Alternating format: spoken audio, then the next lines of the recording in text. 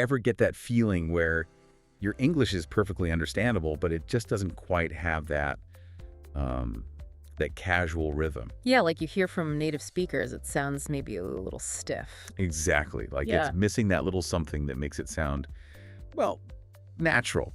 I think we've all been there. Mm-hmm. So for this deep dive, we're tackling something really practical. We are. We've taken a close look at a really useful source. It's a YouTube video from English in Minutes. Oh, yeah. Which one? It's called 50 English Phrases for Daily Conversations, Everyday English Listening and Speaking Practice. Super helpful stuff. Okay, great. And you should think of this as kind of your inside track, to speaking English with more confidence and getting that effortless flow. Right. That's the mission. Mm. We're not just going to list phrases. We're really digging into how and when you use them. So you can immediately level up your everyday English. Yeah, no endless vocabulary lists. Yeah. Just the key phrases to make you sound more fluent, more comfortable, like right away. Sounds good. So let's dive right into greetings then. Obviously, we all know hi and hello. But what about some more relaxed ways to start a conversation? Well, the video points out, hey, how's it going? Yeah. And also, what's up? Right. Much more casual. They just feel so much more natural in, casual settings. Like, Mhm. picture running into a friend at the store. Mm-hmm. Instead of a really formal hello, a simple, hey, how's it going? Just fits, doesn't it? It really does. And it sets a different tone, immediately more informal. Yeah, more friendly. Response is usually pretty casual too, right? Like, Yeah. not bad, just picking up some groceries. Exactly. It's a quick, easy way to connect. Okay, what about long time no see? When would you pull that one out?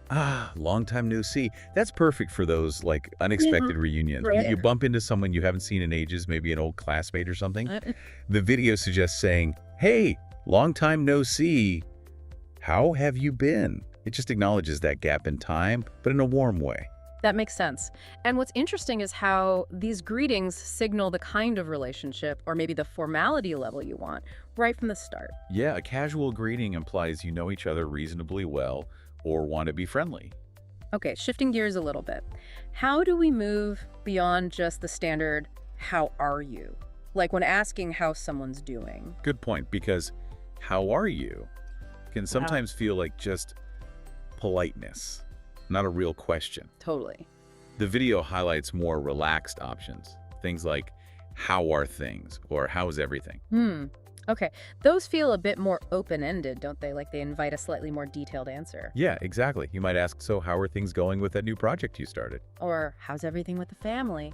It shows you're maybe a little more genuinely interested in the answer. Exactly. It moves beyond just the surface. Yeah. And to really get a feel for these, the video suggests doing a little mental practice. How so? Like, think of a friend who just got a new job. Try saying to yourself, how's everything going with the new job? It helps it stick. That active recall. Yeah, that's super useful. Okay, now, let's think about agreeing with someone.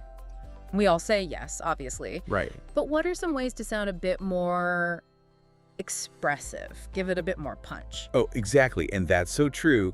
Are fantastic for this. They add emphasis. Okay. The video uses the example of learning English taking time.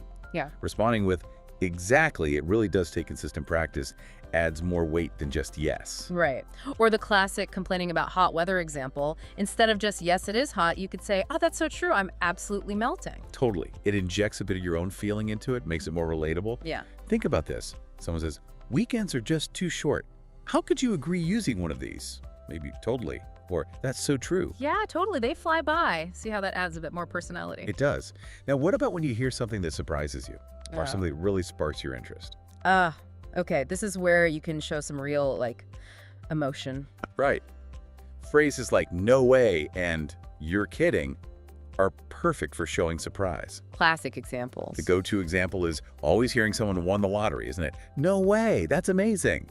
It really conveys that disbelief and, excitement. Absolutely. And the video encourages you to practice that reaction. So if someone casually says, I met a celebrity at the cafe this morning, You could say, a natural response might be, you're kidding, seriously, who was it?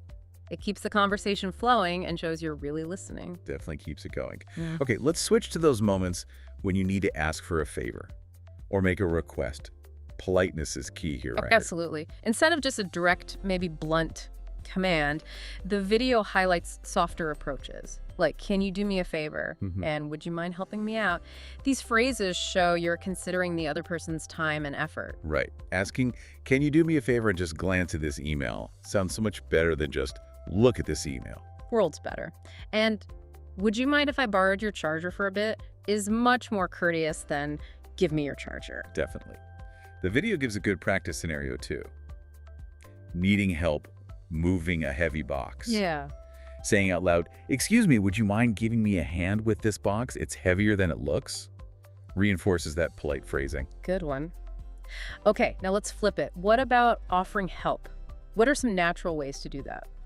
It's about being approachable, showing you're willing to step in if needed. So things like, do you need a hand? Exactly. Or let me know if you need anything. Those are excellent ways to offer support without being pushy. Right. Imagine a colleague cleaning up after a big meeting. Saying, hey, do you need a hand with that? Is a really thoughtful offer. Or if a friend seems stressed out, a simple, hey, you seem busy, let me know if there's anything I can do to help, shows you care. That proactive offer can be really appreciated. Like if someone looks lost, saying, excuse me, do you need a hand finding something? Yeah. It's just kind and helpful. Definitely. All right, let's talk about making plans. This comes up all the time in everyday conversation. It really does. And there are some really common, really casual ways to agree to plans. I'm down for that is a perfect example. Right, so if someone suggests, want to go to the beach this weekend? A simple, yeah, I'm down for that, shows you're keen. It sounds enthusiastic. It definitely sounds more up for it than just, okay, and for confirming the details. Sounds good is your reliable go-to. If someone says, okay, so let's meet at 5 o'clock. Quick, sounds good, just seals the deal. Easy. The video gives a good practice one. Want to grab coffee later? How would you respond naturally? Responding with, sounds good, what time works for you, is a very natural way to follow up and confirm. Makes sense. Now, conversations have to end eventually. Unfortunately, yes. How can we wrap them up politely, maybe a bit more warmly than just goodbye? Yeah, moving beyond a simple bye can leave a better final impression. I'll catch you later or talk to you soon are really friendly ways to say farewell. Especially if you expect to see or talk to the person again relatively soon. Right. They have a warmer feel. The video suggests thinking about a recent chat you had and imagining ending it with, all right, well, I gotta run, but I'll catch you later. Take care. Yeah, that feels much more natural, doesn't it? It really does. And then there were those little phrases we can kind of sprinkle throughout our conversations. The ones to keep the other person engaged. Exactly. And show we're on the same page. Things like, you know what I mean? Or just adding right at the end of a sentence. Oh yeah, those are super common. They're great for sort of checking for understanding or seeking agreement, but in a really subtle way. Like, it's hard to stay focused when it's so noisy in here, you know what I mean? Exactly. Or, that movie was a bit slow, right? It just invites the other person to chime in with their opinion. The video suggests taking a simple statement like, this weather makes me sleepy, and adding, you know what I mean, at the end. Try it. It softens the statement and invites that connection. It does. Now, the video includes a really useful mini conversation example. It brings a bunch of these phrases together. Oh yeah, the one about meeting a friend after a long time. That's a great one. Yes, it sets up that scenario. The dialogue flows really naturally with, hey Sarah, long time no see. Followed by, how's everything going? And the friend says, pretty good.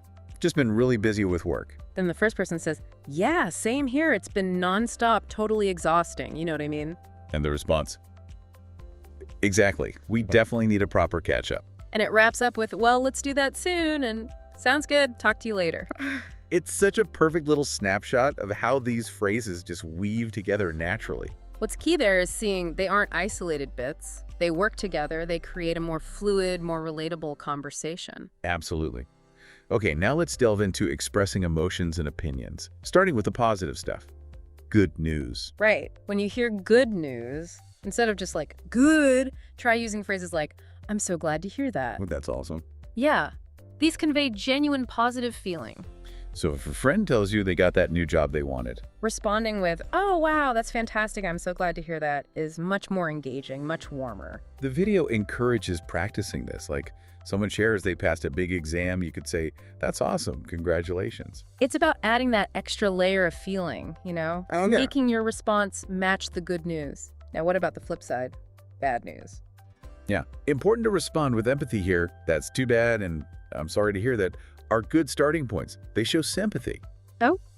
If someone mentions, my dog has been sick, a natural response is, oh no, that's too bad. I hope he feels better soon. Or if a colleague didn't get a promotion they were hoping for, you might say, I'm really sorry to hear that. That must be disappointing. The video really emphasizes practicing these empathetic responses so they feel genuine and come naturally when you need them.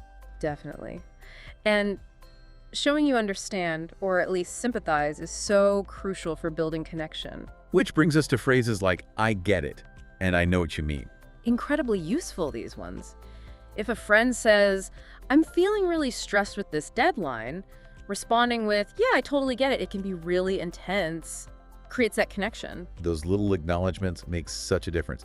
The video suggests responding to, I just can't focus when it's noisy like this. With, oh, I know what you mean. It's really distracting. exactly. Simple but effective.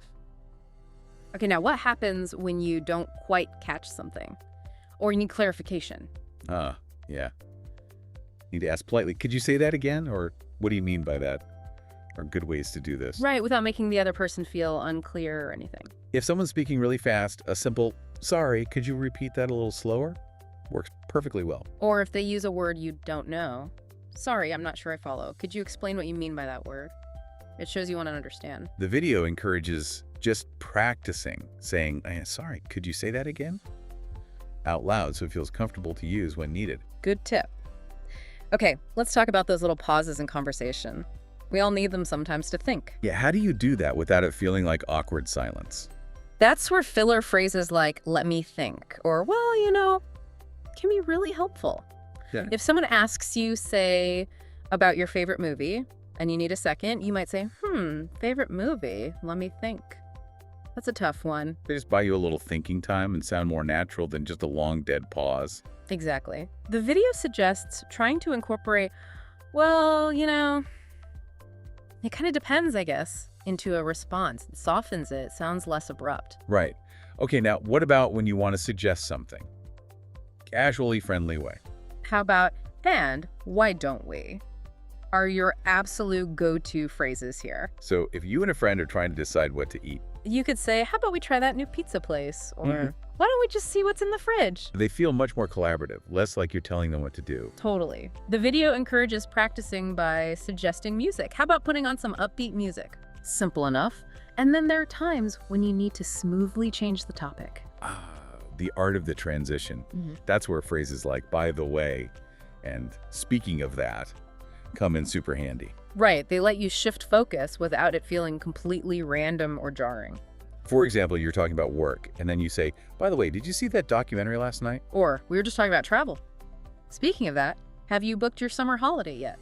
The video suggests practicing a transition, like you're talking about the weather, then use, by the way, to ask about weekend plans. Awful weather today. By the way, what are you up to this weekend? Nice and smooth. Now, disagreement. Tricky one sometimes. How do you do it politely? Yeah, it's all about being respectful. Instead of a blunt, no, that's wrong, try using phrases like, I see your point, but. Or, I'm not so sure about that. Exactly. So if someone says, maybe online learning is always better than in person, You could respond. I see your point, and it definitely has its advantages, but I sometimes find I miss the classroom interaction. That's a good way to phrase it. Acknowledges their view first. Right. Practicing polite disagreement is such a valuable skill for keeping conversations positive. The video suggests saying, that might be true, but I tend to look at it a little differently. It gently introduces your own perspective. Okay, life happens. How do we react naturally when something unexpected or really surprising occurs? That's crazy, and I can't believe it. Are super common and effective ways to express that surprise or disbelief. Yeah. If someone tells you, like they saw a bear near their house, you might respond with, wow, that's crazy. Was it big? The video uses the example of bumping into someone famous unexpectedly. A natural reaction would be, no way, I can't believe it. Did you talk to them? It encourages practicing these reactions. Like, imagine someone says, I traveled to 5 countries last month. You could reply, wow, I can't believe it. That's amazing. Exactly. And sometimes people just need a bit of reassurance, right? How do we offer that? Don't worry about it, and it's not a big deal. They're perfect for that. For downplaying small mistakes or making someone feel better. Okay. If someone apologizes for spilling a bit of water, you can say, oh, don't worry about it. It's just water. No big deal. Those phrases can be really comforting, show understanding. The video suggests imagining someone saying, "I'm so sorry, I forgot to call you back." A good response would be, "Hey, no worries at all. It's not a big deal. We can talk now." nice. Now, the video also includes some longer practice conversations, right? I put it all together. Yes, the cafe meeting one and the chat with a work colleague. They're excellent examples. They show how you initiate, keep it going, and end a conversation naturally using lots of these different phrases. It's so helpful seeing them used in context like that. Yeah. Shows how they create that smooth, engaging dialogue. It's not just memorizing a list. Exactly. It's about understanding how they function in a real interaction. And the video also gives a final set of quick, automatic responses for everyday things. Oh yeah, like what? Like saying, "No problem," or anytime when someone thanks you. Yeah. Or offering "it's okay," or "no worries" when someone says sorry for something minor. Right. And for saying goodbye, besides "catch you later," you've got "take care," "see you around," or "talk to you later." Great alternatives. The goal is making those responses feel automatic, part of your natural way of speaking. Exactly. They should just roll off the tongue. And the video wraps up with a final practice round. It gives you different situations and asks you, the listener, to fill in the right phrase out loud. Well, that's great. Active practice. It's a fantastic way to really engage with what you've learned and test yourself. It really reinforces it, doesn't it? Getting you to actually produce the language. So, okay, as we kind of wrap up this deep dive, it seems really clear that learning these common English phrases is super valuable. Absolutely. For sounding more natural, more confident, just more fluent in everyday chats, it's really about making those connections with people feel more effortless, more genuine. Totally. The key now, I guess, is for you, the listener, to actively try using these. Yeah, the video suggests maybe focusing on just a few, at first like 5 or 10 that you liked, and consciously try to use them whenever you get the chance. Even if you're just talking to yourself, practicing them out loud. Exactly. Think of it as adding these little touches of authentic sounding English to your speech. Language learning is definitely an ongoing journey, isn't it? And integrating these small but pretty powerful phrases can really enhance how you communicate day to day. It really can. So maybe think about which of these phrases felt most useful to you, or the easiest ones you could imagine using. Yeah, and start paying attention. Notice how native English speakers around you use these kinds of phrases in different contexts. That's a great way to deepen your understanding, notice the nuances, and really make them your own over time.